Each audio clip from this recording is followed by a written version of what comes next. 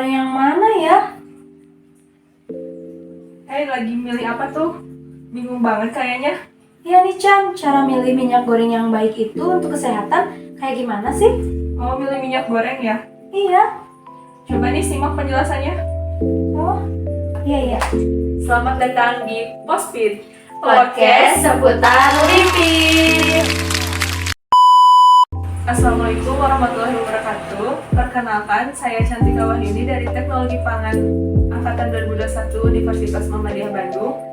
Kali ini kita akan membahas tentang minyak goreng yang akan dibahas oleh narasumber kita, yaitu Aulia Nurul Huda. Halo Aulia, apa kabar nih? Alhamdulillah baik. Cantika sendiri gimana kabarnya? Alhamdulillah kabar baik. Ternyata nih masih banyak yang bingung milih tentang minyak goreng ini. Apa aja sih jenis-jenis minyak goreng itu? Nah, untuk jenis-jenis minyak goreng itu ada minyak zaitun, minyak kelapa sawit, minyak biji bunga matahari, minyak canola, dan masih banyak lagi. Nah, kali ini kita akan membahas tentang minyak goreng kelapa sawit. Apa aja sih kandungan dari minyak goreng kelapa sawit tersebut? Untuk kandungan minyak goreng dari kelapa sawit itu, minyak tersebut mengandung asam lemak tak jenuh, lalu ada beta karoten dan alfa karoten, lalu ada sumber vitamin E. Selain itu juga mengandung lutein dan sterol. Apa aja sih kegunaan dalam pemasakannya? Biasanya itu minyak kelapa sawit bisa digunakan untuk menggoreng dan menumis bahan pangan. Oh iya nih, gimana sih proses pembuatan minyak kelapa sawit itu?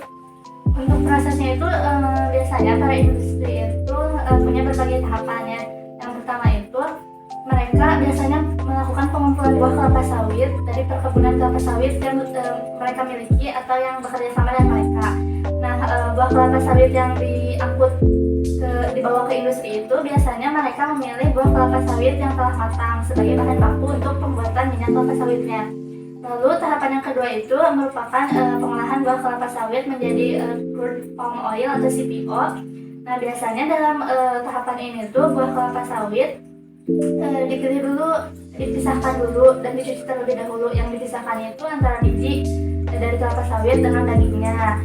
Nah, untuk tahapan proses pembuatan CPO ini tuh biasanya meliputi proses pengepresan dan pengolahan lanjutan yang dilakukan di industri tersebut. Lalu selain dengan pengepresan minyak biasanya bisa dilakukan melalui proses ekstraksi, yang mana biji kelapa sawit itu melibatkan proses pemanasan yang nantinya akan menghasilkan minyak, dan proses tersebut itu bisa memisahkan antara komponen lain seperti serat dan air yang terkandung dalam biji kelapa sawit itu. Lalu selain itu dilanjutkan juga dengan pemurnian dan pengolahan CPO-nya menjadi minyak goreng. CPO yang sudah jernih itu akan dilarikan ke pabrik pengolahan untuk diproses menjadi minyak goreng yang sesuai dengan standar yang sudah ditetapkan di Indonesia. Jadi minyak goreng itu yang melalui proses pemurnian dan pengolahan lanjutan. Biasanya pengolahan lanjutannya itu dilakukan berupa proses hidrogenasi atau fraksinasi untuk meningkatkan stabilitas minyak. Nah, setelah dirasa cukup semuanya dan sesuai dengan standar mutu, lalu dilakukan pengemasan pada kemasan yang telah disediakan untuk selanjutnya dilakukan pada pendistribusian, sehingga minyak goreng tersebut bisa dikonsumsi dan dapat dibeli oleh para konsumen di supermarket ataupun di warung-warung. Oh baik, seperti itu ya. Sekarang apa sih kelebihan dan kekurangan dari minyak goreng itu? Untuk kelebihan dan kekurangan minyak goreng itu, kelebihan dari penggunaan minyak goreng yang pertama itu ada sumber energi. Sebagai sumber energi, minyak goreng merupakan sumber energi yang tinggi karena mengandung lemak yang penting untuk memenuhi kebutuhan energi pada tubuh kita. Lalu kelebihan yang lainnya juga meningkatkan penyerapan nutrisi seperti kandungan lemak yang terdapat dalam minyak goreng, vitamin A, vitamin D, vitamin E, dan vitamin K yang larut dalam lemak. Lalu selain itu minyak goreng juga dapat meningkatkan rasa pada makanan. Makanan yang diolah menggunakan minyak goreng itu dapat memiliki tekstur yang lebih baik dan rasa yang lebih gurih, biasanya seperti itu. Untuk kekurangannya sendiri dari minyak goreng itu adalah minyak goreng jika dikonsumsi secara berlebihan dapat menyebabkan penumpukan lemak pada tubuh kita yang mana itu tuh berdampak negatif bagi kesehatan, seperti nanti pada kesehatan jantung serta kayak seperti kolesterol dan lain-lain. Oh, jadi minyak goreng itu jangan dikonsumsi secara berlebihan juga ya? Betul. Oke, kalau misalkan kita nih mau belanja minyak goreng, gimana sih tips and triknya untuk memilih minyak goreng yang baik itu?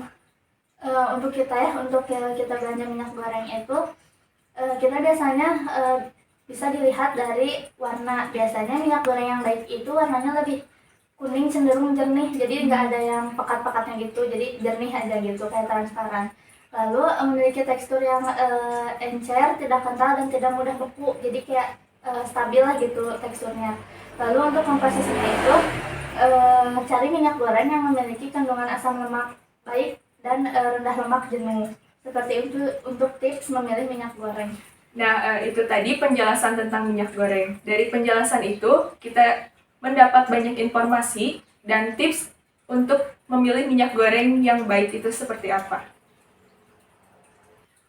Cukup sekian podcast dari kami. Terima kasih kepada teman-teman yang telah menyimak video podcast kami dari awal hingga akhir. Wassalamualaikum warahmatullahi wabarakatuh. Bye. Oh iya.